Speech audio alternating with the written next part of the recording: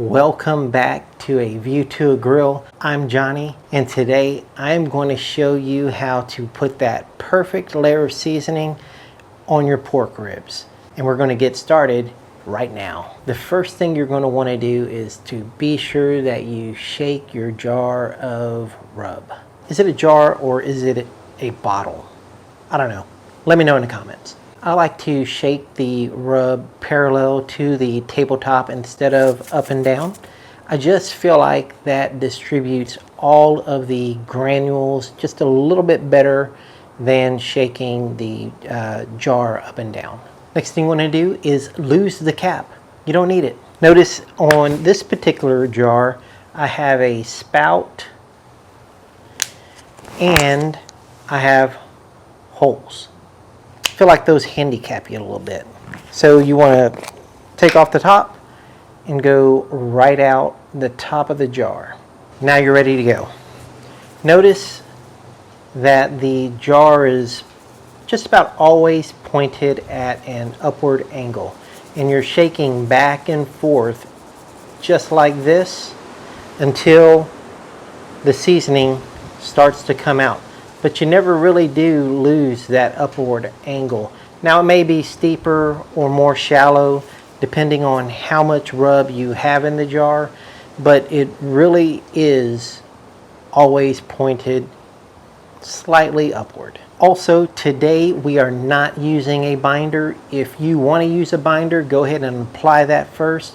But I'm just going to let the rub stick to the natural juices of the pork ribs. So I have already removed the silver skin from the pork ribs, and we're going to start seasoning bone side up. Now moving back and forth perpendicular of the pork ribs, you're actually watching the seasoning hit the ribs and moving back in an overlaying motion.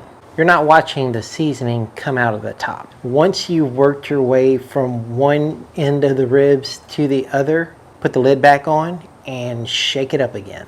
Now notice we didn't actually get the sides of the ribs, and you're going to want to get the sides of the ribs too. So all you have to do is put your hand under the edge of the ribs, palm side up, kind of lift up a little bit, and then season the edge as best you can. And with whatever seasoning lands on the palm of your hand, just slightly roll and press into the side of the ribs, and that'll get you a little bit better coverage on the sides. Now just do that all the way around on all four edges. Now once you're done seasoning the bone side and the edges of the ribs, just let it sit for about 3 to 5 minutes just to give the rub a chance to stick to your pork ribs. After about 3 to 5 minutes, we're going to go ahead and flip those meat side up, shake your bottle of seasoning again, and remembering to hold your jar of rub about 6 to 8 inches above your protein.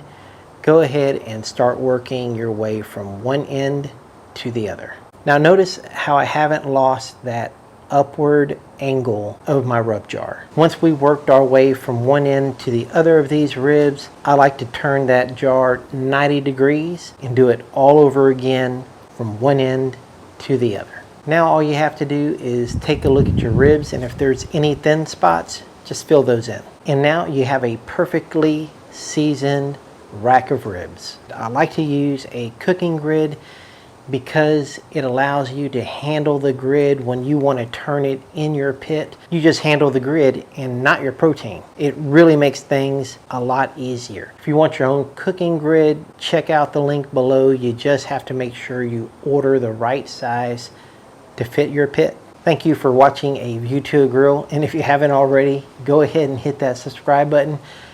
I'll see you next time, y'all. Take care.